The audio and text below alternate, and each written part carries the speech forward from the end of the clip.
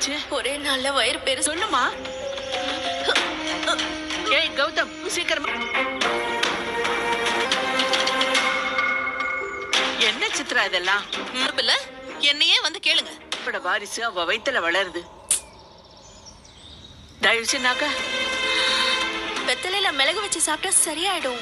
இல்லன்னா நான் மருந்து வாங்கி குடிக்கிறேன். பட் ப்ராப்ளம் வரும். ஆஸ்பத்திரிக்கு போயிட்டு வாங்க.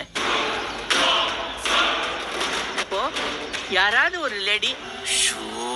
சரி சரி, சீக்கிரம் ரெடி ஆகு, போலாம்.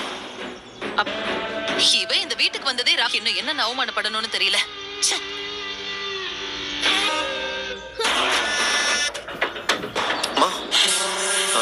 எனக்கு ஒரு